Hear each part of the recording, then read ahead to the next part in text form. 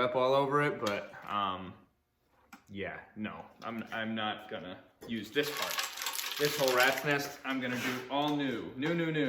This is where he had all his fuses coming. So these look like all fuses and relays, and then you have your ignition, and the key is just like JB welded or bonded in there. Kind of cool. Fire. Ah! So that would be, the key would be your ignition, that would be your fire, and then just a whole bunch of toggle switches, you know, for your fans or your fuel pumps or your, you know, whatever the hell it is. There's a lot of them. Well, actually, we'll know what the hell it is. For your tail lights, your tach, your dash, your trans. What kind of switch did he have on the trans? Cool suit. Oh, nice. He had a cool suit in there at one point. Fuel pumps. Let's see. Okay, and then here's all the fuses. Tail lights, fuel, blah, blah, blah, blah, blah. Cool, though. Cool. Vintage. Nice little work, too. It's a nice little corner piece. I can probably mount that in a nice, tidy spot once I get the cockpit set up. What else do we have? Tin. One piece of tin. More trusty dusty wiring. Oh, looks like a tack. Nice.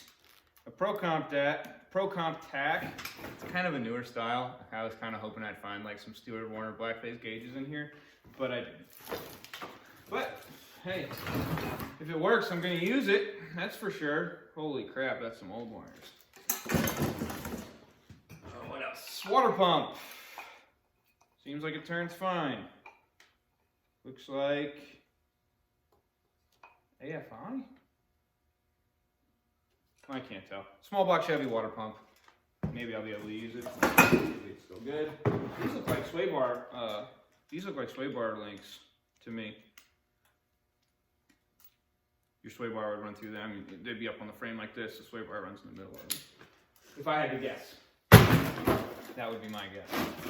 All right, that's it for that one. I'm through with this guy. Here we go. Ooh, heavy box.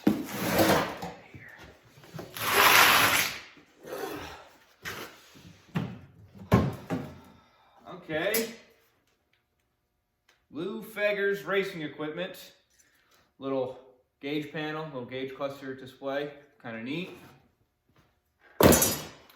Okay. This is all trailing arm stuff. Rear suspension stuff. So on those trailing arms, what the hell?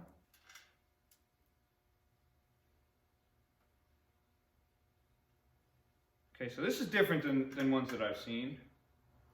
I'm not sure I know exactly what this is. But I know it's for the rear trailing arm. This is where your spindle is going to come through the rear trailing arm. So you have your half shaft coming in this way. Your spindle and bearing assembly is going to be in here. Rotor spinning out here. Your leaf spring is going to bolt up to this one in the back.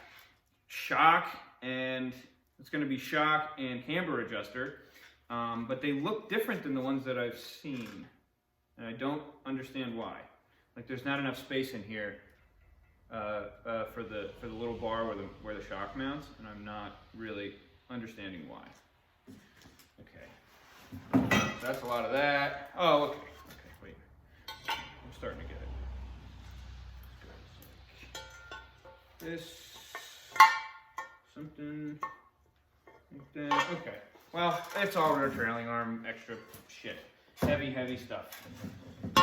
Yeah, this is all just a box of rear suspension stuff. It's not even worth me taking it out. This is kind of a cool thing. This is like a quick fill fuel top. I'll show you in a second. I got these big fuel cans over here. When he was running endurance, you have a big 10-gallon fuel thing, and you go out in the hot pits, and the guy comes in, and he's only got 10 seconds or whatever. Well, probably more like 30. He's got 30 seconds, so these are spring-loaded, and you jam it into the fuel cell, and then the top of the fuel cell will be spring-loaded as well, and then these come together. This collar pushes back, and then it allows the flow of fuel to come through. It's kind of just a cool. I like that. I'm like a super racing junk geek, so I like stuff like that. Yeah, just more steel, and looks like these were the old camber adjustment rods that actually literally just got cut out. That's nice. Super duper rusty. Looks like there was a lot of water in there. So that is actually most likely a box of junk. A box of scrap, a box of fab scrap, I think is what I'm gonna call that. Ah, okay, here's what I was talking about 2 seconds ago. All right, so picture a big long fuel can on the top of this. And you come in the pits, and here's the top, your fuel cell sitting down here, and this is sticking up through the top of the body. And then this thing, yeah, you can kind of see it. The spring's getting hung up, so it's kind of hung open now, but that thing's open. You jam that on there, you push down on it, all the springs move, and then you're filling up with fuel. And you're doing it fast. Maybe even starting a fire. Rear shocks, old, probably junk. Keep them anyway.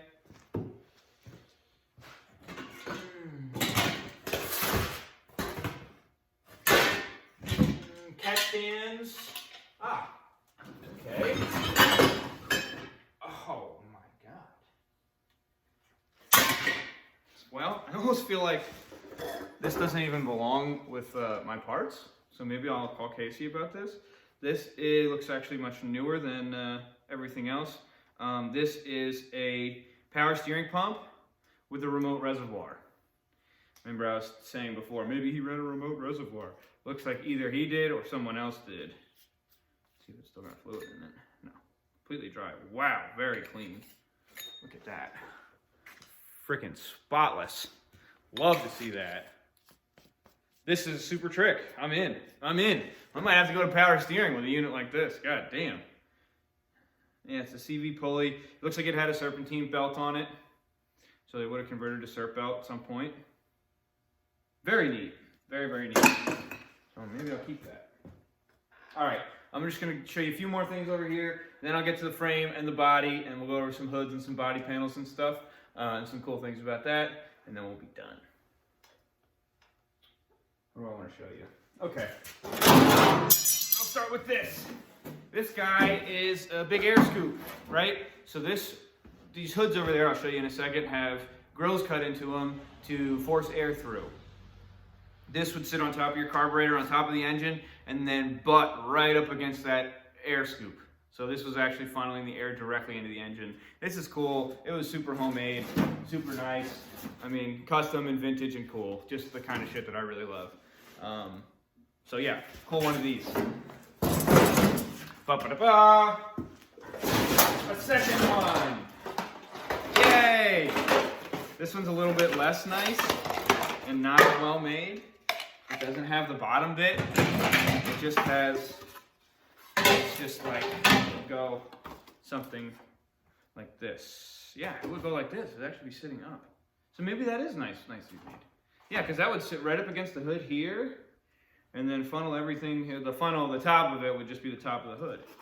I don't know what this cutout was for. It looks like maybe they had it in a different spot, and then they put this little guy in there. I don't know.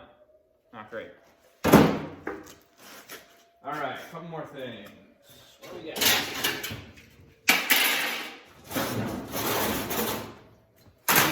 More tin. Probably not reusable. Okay, here's my steering wheel. Like I said, super cool, dirt track kind of feel. I like it. I might actually end up using it. I like it. It's the one that Bill would have had his death grip on. All right, here's like my favorite thing so far. I'm actually gonna move you a little bit. Okay. Yeah.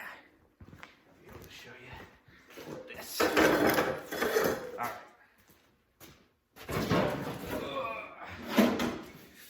Okay. So this is a big thing to funnel air. You can see right there, it's completely hollow.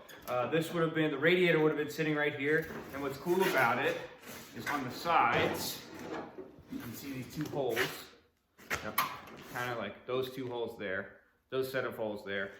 This is going to be what's going to triangulate the radiator to the chassis, right? So usually it is the skirts that do that, but they made this to do that. So it's going to be holding everything up in the front of the nose in where it's supposed to be. This is super cool. I mean, this is definitely homemade, and it was actually made really well. I'm surprised. I think I'll be able to clean this thing up and use it. It also has these chambers in it That one right there is going to be for the oil cooler. So, one of those oil coolers I have should fit in there, which is super cool. I love that unit. I think it's awesome fab. It looks like it was put together very well. I mean, it's still together. It's mostly just rivets, but I think they did a fantastic job with it, whoever made it. So that's something I'm hopefully going to be able to reuse. Just put this out of the way. All right. Woo! Daddy's running out of breath. So we're going to be on to the frame. We'll just go over the frame quick. I'll show you the body. I'll show you my hoods. And that's pretty much everything I got. It's a lot. It's a lot. Don't get me wrong. It's a shitload. Just get some shit out of the way. I made a pile right where I need to walk. Oh my God, I'm at 50 minutes. Okay. All right, well, let's just get through it. All right. Frame and body. Kind of in frame. Get it? All right, so here's my 69 frame. It's still got, like I said, it's got these nubs all over it where the roll bar was. So I'll be able to use that to get the geometry right. It's actually already been reinforced in a lot of the places that I wanted to reinforce it. So it's got a lot of gussets in it to stiffen it up, and it's got some cool custom brackets made for removing the nose quickly, for removing the rear clip quickly. It looks like it was all on Zeus fasteners. So, like right there, you can see it's got those tabs coming out for the Zeus fasteners for the nose. So I'm going to be doing all that. I'm going to be having, a quick release nose and a quick release rear clip, because I want this thing to be totally modular. I want to be able to take it all apart, rip it down, work on whatever needs work. So again, this is the rear bracket setup. Obviously, none of that would have been on there. Take the whole rear clip off. So here's my Greenwood body. It's a little bit dusty, a little bit, a little crusty, dusty, beat up. Got a big chin spoiler on there. They call that the 200 mile per hour lip or something. I don't know. It was one of the ones that ran at Daytona and Talladega for the speed racing kind of thing. Greenwood body. I got the Greenwood doors and the Greenwood rear clip with just a little duckbill on it. This would have had a bigger wing, but the story goes that Bill got in trouble at Talladega. They gave him shit for the wing that he was going to run, so he took it off, said, screw it, I'm just going to run without it. Went 200 miles an hour like a maniac with no arrow in the back. That's an old superstar for you. Over here, this thing's cool. This is called a turbo hood. This would have been a Greenwood hood. And this is the mold for it. So if I ever needed to make one, I could use that mold to lay my own glass in there and make another one. Got an L88 hood, super light, one ply. I can lift it with one hand. Really cool unit. But yeah, that's about everything I want to go through. I'm out of breath. It was longer than I wanted it to be, but we got through. So, that's about it for today. I'm just going to be going through and cleaning up and just tidying everything around this crap that I have in here right now, so I can kind of look at it and really organize it and go through it a little bit better. Catalog it. I want to write everything down just so I got a good handle on everything that I have. So the rest of today is just going to be major shop cleanup and getting ready. First thing up is going to be media blasting this frame, and going to go from there.